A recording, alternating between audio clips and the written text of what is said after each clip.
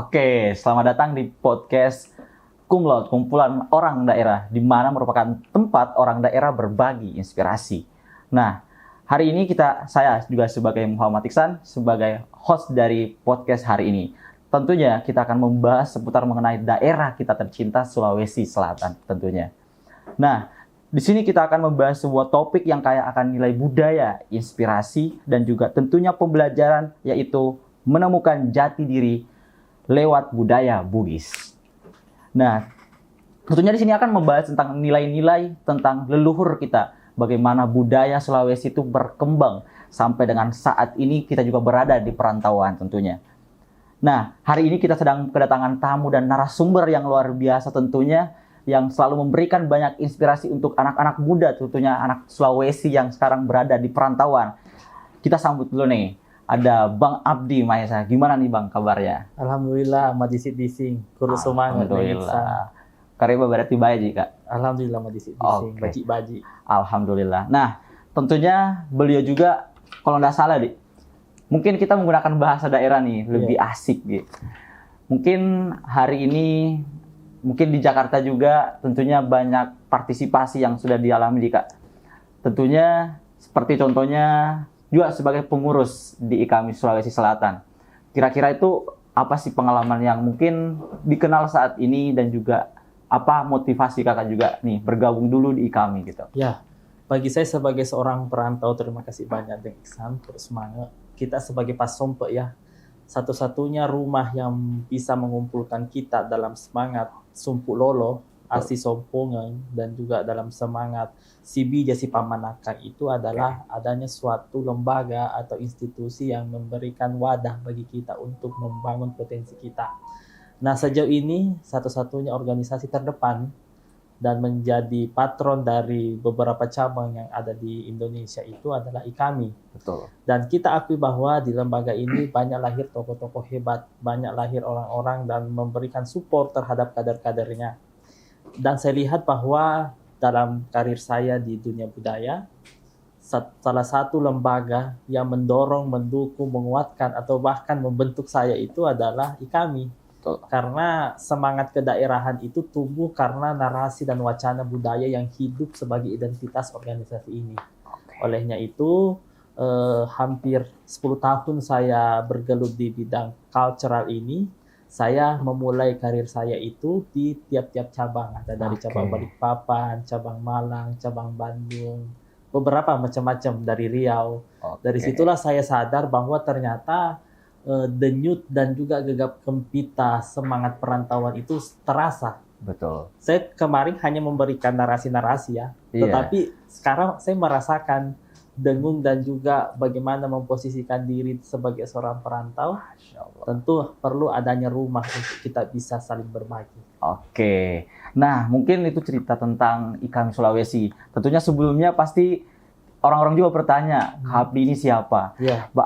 Mungkin kita bisa panggil Daeng, Abdi ini seperti siapa? Mungkin abangnya bisa memperkenalkan dirinya, dari mana asalnya, kemudian bisa lebih lanjut memperkenalkan diri secara singkat kepada pendengar kita tentunya juga, apa yang membuat kakak ini tertarik untuk mendalami tentang budaya juga. Kemudian background-nya siapa seperti itu. Boleh nih, Terima kasih. Saya kebetulan lahir di Kota Parepare 25 tahun yang lalu, tapi besar di Bone. Besar di lingkungan yang sangat militan ya terhadap isu-isu cultural, norma-norma, sopan santun. Dan di dalam lingkungan keluarga juga masih mentaati dan masih menjadikan itu sebagai koridor dalam mengaktualisasikan diri kita sebagai orang Bugis secara ideal. Ya. Betul. Nah, saya mengenali kebudayaan itu sejak duduk di bangku SD. Di situ sudah mulai saya sangat atensi, sangat memberikan perhatian khusus. Perkembangannya itu saya sudah mempertegas identitas saya waktu saya menduduki bangku S1 di Universitas Hasanuddin, ambil jurusan Sastra Bugis Makassar. Nah, di situ saya ngambil konsentrasi tuh yang sangat langka atau bahkan satu-satunya di Sulawesi Selatan itu ada konsentrasi namanya filologi. Filologi itu adalah kajian tentang naskah-naskah. Nah, saya kemarin memberanikan diri. seorang anak S1 memberanikan diri untuk menerjemahkan 3.000 baris syair Lagaligo dalam sebuah episode yang bernama episode Takgilina Sinapatie yang merupakan naskah koleksi Jerman.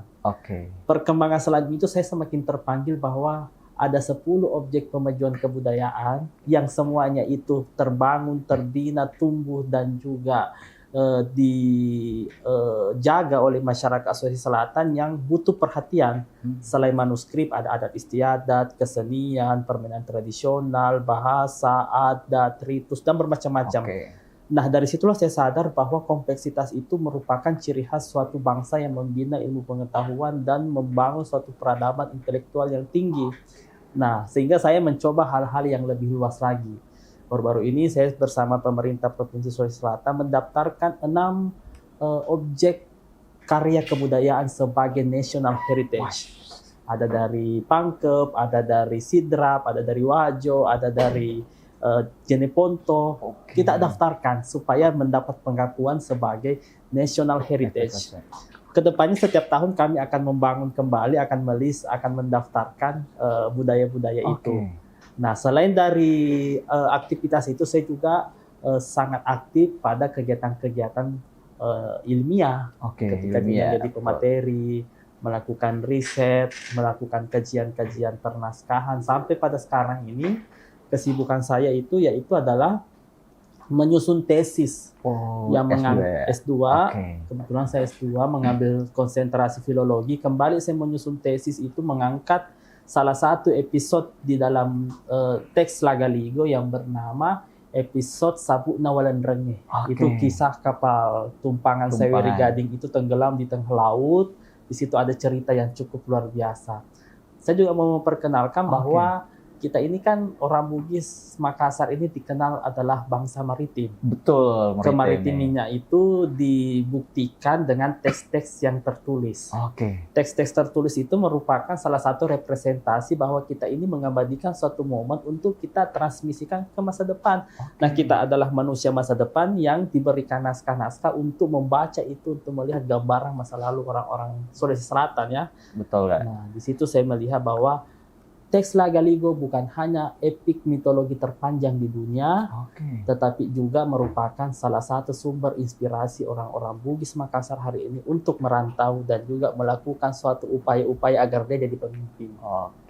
Baik. Nah, di sini tadi sempat disinggung nih Kak, mengenai pengerjaan tesis juga nih. Tentunya pengerjaan tesis sekarang boleh nih diceritakan.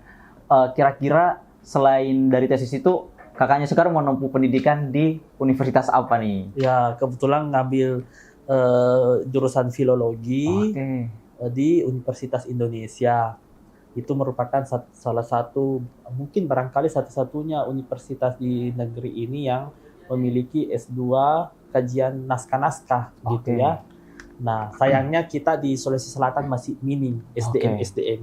Itulah yang membuat saya dikirim oleh Pemprov, dikirim oleh universitas menempuh pendidikan di sini agar bisa kembali pulang ke Makassar, pulang ke Sulawesi Selatan untuk melakukan tugas yang sangat berat. Bayangkan di Sulawesi Selatan itu kita memiliki 7.000 lebih naskah-naskah, tetapi SDM-nya cuma 5 orang. Betul. Bayangkan dari 7.000, 5 orang ini butuh waktu berapa tahun supaya kita bisa mengungkap rahasia-rahasia dari ilmu pengetahuan kita. Sehingga saya merasa terpanggil untuk bagaimana berkontribusi di kampung halaman melalui pendidikan. Masya Allah. Nah, di sini kalau bicara soal budaya Bugis, kira-kira apa sih aspek yang paling menonjol? Misalnya ada tradisi hingga dengan dua nilai-nilai yang dijunjung tinggi. Itu harus seperti apakan sebagai generasi muda nih untuk mencontohkan ke anak-anak yang lainnya nantinya untuk bisa menonjolkan bahwa inilah budaya kita yang sebenarnya. Baik kita di perantauan maupun di daerah sendiri itu harus dikembangkan seperti apa? Yang paling utama, yang paling penting untuk dibangun dalam narasi-narasi kultural kita adalah bagaimana kita mengaktualisasikan diri kita secara utuh sebagai masyarakat yang berperadaban. Tidak gampang diadu domba, tidak rasis, tidak merendahkan orang lain, tidak merendahkan suku lain, dan tidak menganggap bahwa kitalah yang paling kuasa. Selama ini kan kita dibangun suatu narasi mengatakan Ewako. Betul itu. Itu seolah-olah bahwa kita ini merupakan orang yang tidak tertandingi. Betul. Kita ini seolah-olah adalah orang yang tidak mau dikalah. Bukan seperti itu esensinya. Kita ini orang Bugis Makassar disuruh mengalah. Mengalah bukan berarti kita kalah, bukan berarti kita pecundang. Iya, betul. Tetapi kita membangun suatu ego bahwa mengalah itu menunjukkan bahwa kita ini berbesar hati. Tetapi ingat, kalau 3 kali kita mengalah, orang Bugis mengatakan tungke mana ngingina ya. Setiap orang pasti ada batasnya. Betul. Jadi ketika ada batasnya, ada suatu panggilan bahwa petoko misirimu, paente misirimu, una amate ko materi santangi, materi golai. Artinya tegakkan harga dirimu. Kalau kamu mati seperti manisnya gula dan gurihnya kelapa, mati syahid. Kalau kita mati karena siri ya. Iya. Tetapi hari ini kan orang-orang mau maaf ya, menganggap bahwa siri ini menjadi alasan orang untuk melakukan kriminal, untuk membuktikan bahwa kita ini benar, membuktikan bahwa kita ini. Bagi saya itu yang harus dikendalikan, karena kalau kita berusaha membuktikan bahwa kita ini benar, kita ini hebat, jangan sampai kita muncul suatu perspektif baru, stereotip baru bahwa kita ini Pak Bambangan, Pak Pelam ya. Jadi itu yang harus panas ya. Ya, sensitifnya tinggi, kepekaannya tinggi. Padahal kita ini memiliki pace, betul. Sensitif dan juga memiliki social sense yang sangat peka gitu ya. Jadi secara sosial kita ini menjunjung tinggi pese, sangat menguatkan pondasi sipakatau, sipakaingat dan sipakalebih. Tetapi sebisa mungkin untuk membangun modal itu perlu ada siri. Siri itu bukan berarti malu, tetapi adalah suatu bentuk identitas yang membuat kita ini mau bersosialisasi, mau menunjukkan identitas kita, bahkan lebih jauh lagi adalah mendukung etos kerja kita. Oke, nah tentunya kan tadi dalam tradisi Bugis ada yang dibilang kan siri napace. Iya. Nah, yang sering disebut sebagai landasan moral dan juga sosial dari suku Bugis. Iya. Nah, bisa dijelasin nih apa sih arti atau bagian penerapan dalam kehidupan modern gitu. Iya. Supaya orang nggak salah perspektif tentang siri napace itu. Ya. Siri ini kan definisinya luas. Menurut para ahli, siri ini adalah abstrak. Betul. Baru konkret dilihat dari pelaksanaannya, perwujudannya, tujuannya, hasilnya, sasarannya gitu ya. Betul. Awalnya ini hal yang abstrak. Itu setiap manusia itu beda-beda cara menafsirkan siri. Beda-beda cara melihat siri itu. Kalau orang, mohon maaf ya, ada orang naik ke tanah suci, karena mapatato siri juga supaya dia pulang ke kampung, dia tidak cuci piring lagi. Cuci piring, betul. Ya, jadi ini saya pikir ada juga salah satu siri yang positif. Artinya kita bisa meningkatkan kehidupan kita, meningkatkan taraf hidup kita. Tetapi ada juga nih namanya mapaka siri-siri. Betul, jadi itu siri itu kan perwujudan itu bisa mate siri, bisa tedes siri, bisa ripaka siri, bisa mapaka siri-siri. Tergantung dari konteks kita dan masalah yang dihadapi. Pertama itu tedes siri. Terdesiri ini adalah orang yang sudah tidak memiliki harga diri. Dia tidak memiliki urat malu, dia tidak memiliki rasa sensitivitas dengan lingkungannya, orang-orang sekitarnya. Yang kedua ini adalah mate siri. Ya, ini betul. Bukan tahu, tapi rupa tahu. Dia bukan manusia, hanya bayang-bayang. Hanya jasmani, tidak memiliki emosi, tidak memiliki psikologi, tidak memiliki moral. Yang ketiga itu ketika dia mate siri, pasti dia mapaka siri-siri. Pasti dia akan berdampak pada keluarganya, kerabatnya, temannya, lingkungannya. Nah, ketika orang itu mapaka siri-siri, pasti orang yang mapaka siri itu akan ripaka siri orang-orang sekitarnya. Pasti orang-orang mapaka siri kan nih. Jadi sebisa mungkin orang-orang Bugis menjauhi orang-orang yang problematik, orang-orang yang playing victim, orang-orang yang dramatis gitu ya. Betul. Karena ketika dia sudah mapaka siri kita, pasti akan berimbas pada siri kita. Makanya sebaik-baiknya manusia Bugis itu adalah mereka yang bermanfaat dan ada suatu nilai yang sangat kuat, yaitu sipakainge, saling mengingatkan supaya orang yang mapaka siri itu berada dalam perspektif siri yang sebenarnya. Mungkin sangat menarik ya kalau membahas tentang siri ini, pasti bakal panjang sekali pembahasannya. Nah, tentunya karena sudah menarik banget nih, pasti teman-teman juga bakal mempertanyakan terus nih tentang budaya-budaya kita. Nah, kita masuk nih ke inti pembahasan kita pastinya hari ini. Mungkin bagaimana budaya Bugis ini bisa membantu seseorang dalam menemukan jati dirinya. Karena kita tentunya pasti merantau pun masih mencari jati diri kita. Contohnya tadi kan IKAMI nih sebagai wadahnya nih untuk mencari jati diri kita. Jika apakah ada pengalaman pribadi atau kisah nyata yang bisa Anda bagikan nih? Ya. Kira-kira dalam mencari jati diri juga di perantauan. Ya. Seperti itu.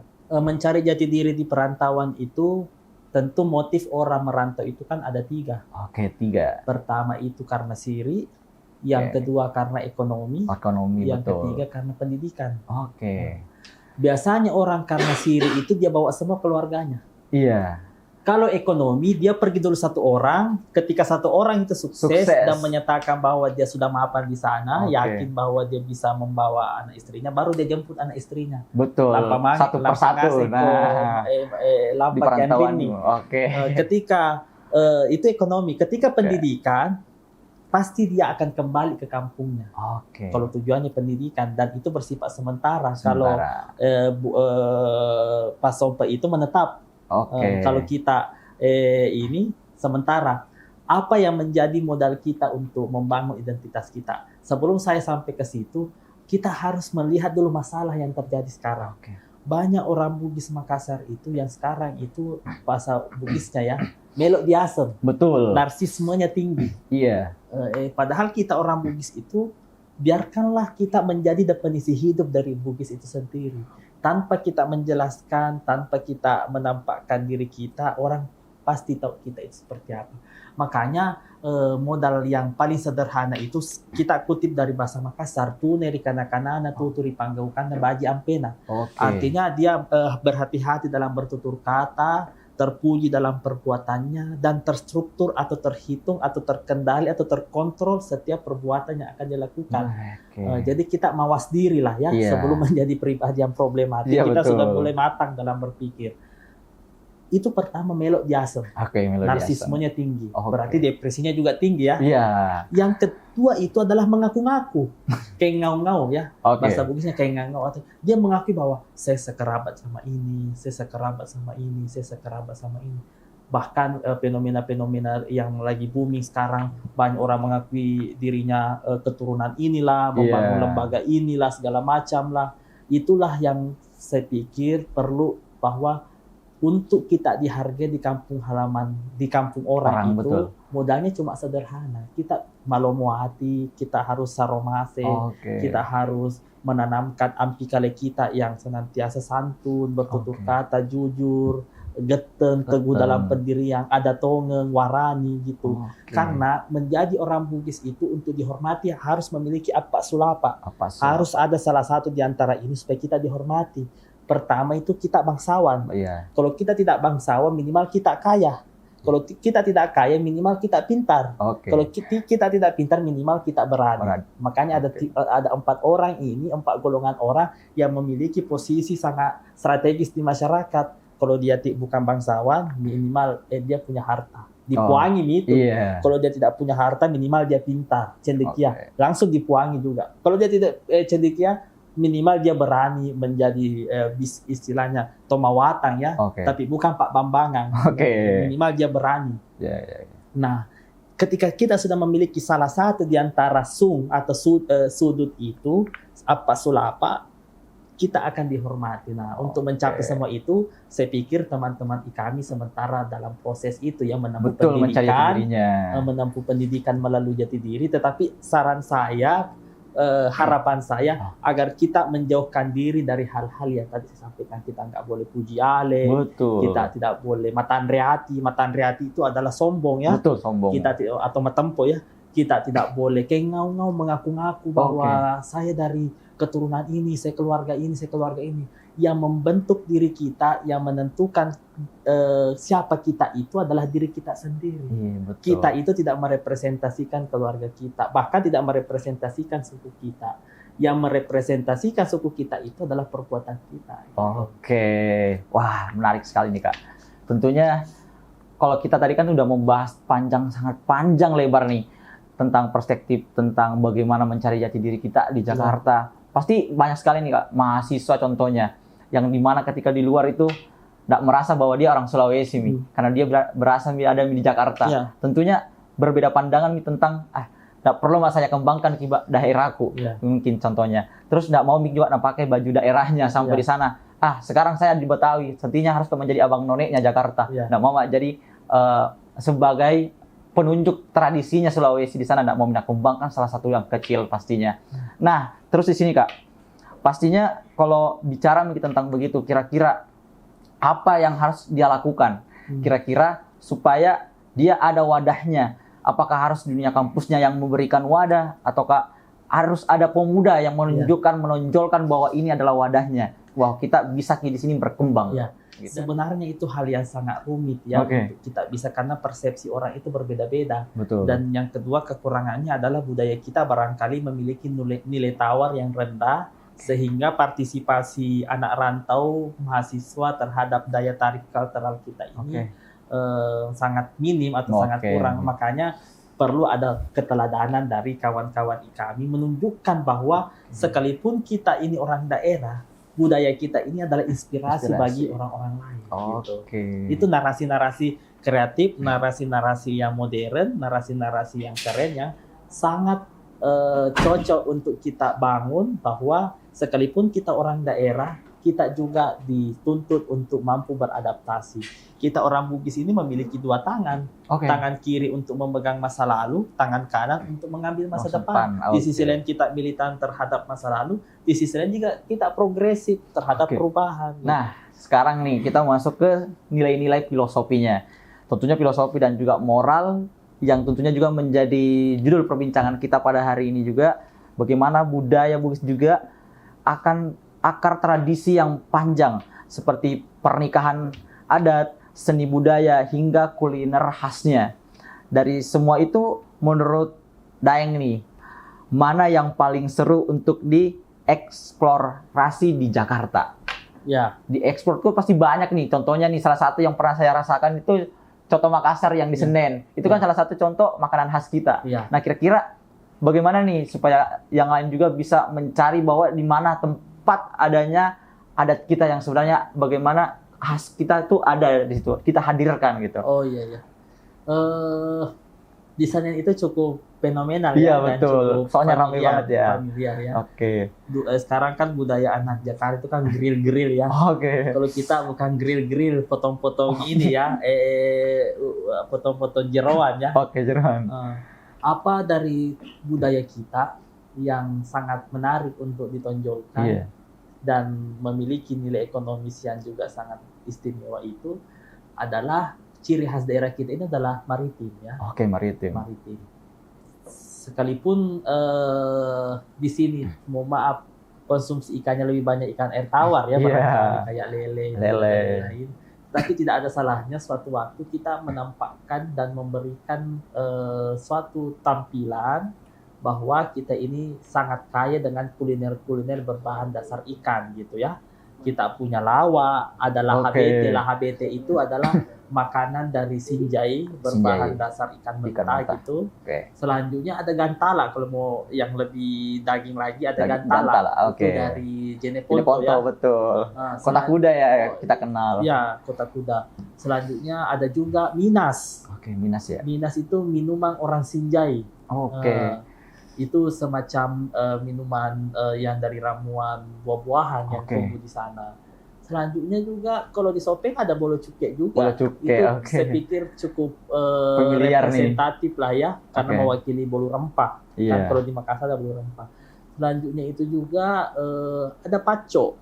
Paco itu adalah kuliner seperti lawa yang dikelola oleh masyarakat di Kabupaten Luwu, yang dimana itu dicampur dengan, kalau dipangkat itu kayak dange, itu berbahan dasar sagu gitu ya.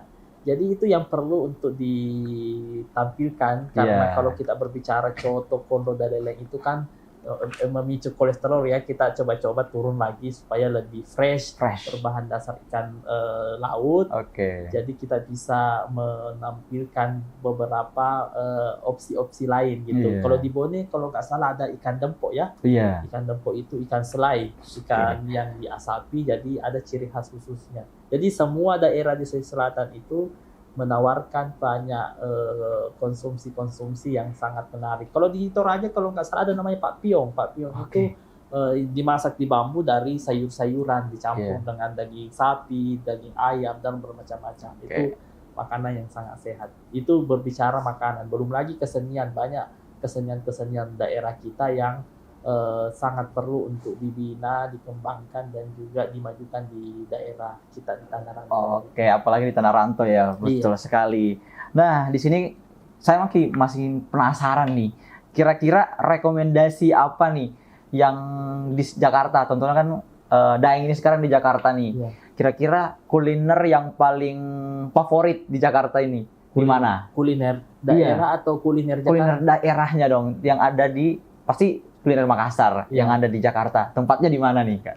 Selain di Senen ada juga tuh di Cafe Pelangi ya. Oh, di mana tuh, Kak? Itu kalau nggak salah di Gondang Dia atau di Kebon Siri. Oh. Di sana ada sajian-sajian Makassar food. Bahkan kalau nggak salah ada juga Kapurung Palopo Pas. di daerah Kebon Siri itu yang paling populer juga yang ya. populer juga ya. Itu juga Oke. saya pikir cukup ini. Dan ada juga kafe yang sering ada tuh orang-orang Makassar tuh di daerah Kuitang ya. Oke, Kuitang. Cafe Riolo kalau nggak Oh, salah. Riolo, Jadi betul. itu recommended lah ya untuk kita sesekali Iya. mengasuh mengingat daerah kita. Kalau saya mau pulang kampung dalam waktu yang sejenak karena kesibukan rutinitas, saya ke sana aja untuk Betul, supaya- apalagi namanya Riolo ya. Riolo. Udah jelas-jelas menonjolkan, oi, bahasa Makassar. Iya, Riolo bahasa depan Bugis. gitu. Nah ini juga menarik, Riolo itu kan artinya belakang. Iya. Bahasa Bugis dari masa depan itu adalah Sorimunri. Munri itu artinya belakang. Iya. Padahal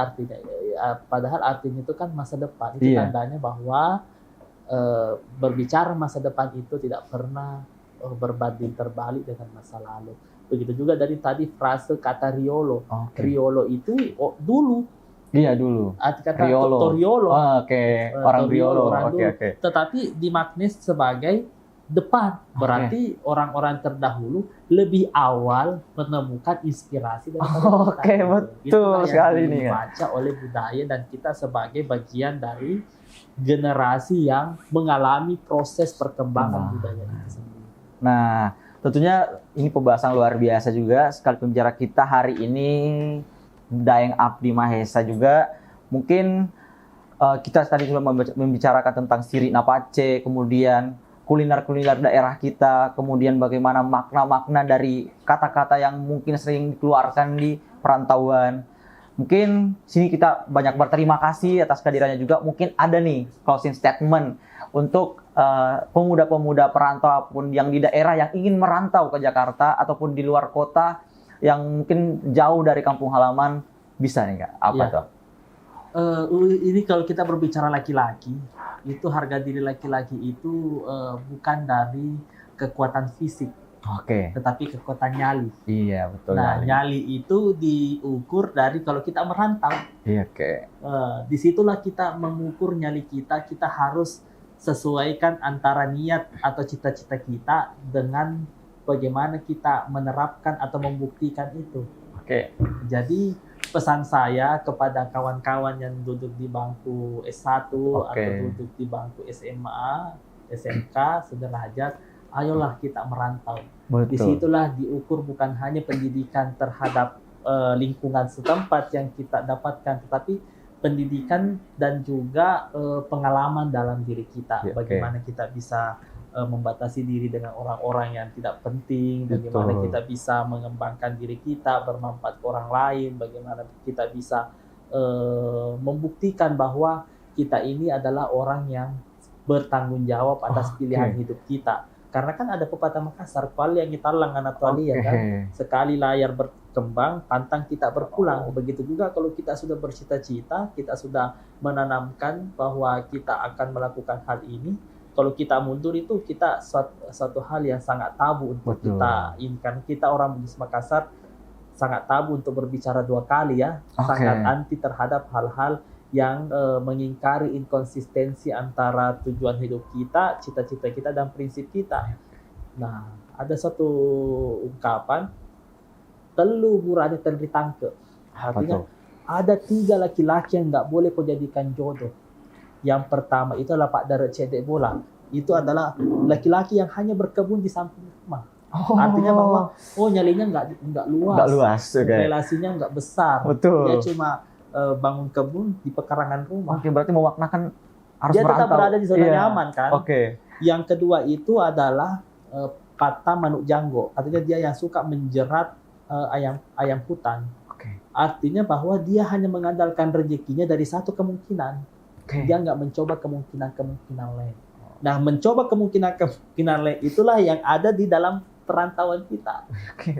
Di mahasiswa-mahasiswa kan kita mencoba berbagai macam potensi-potensi yang kita bisa maksimalkan ya. Yang ketiga yaitu adalah pasari. Pasari itu adalah penyedap nira.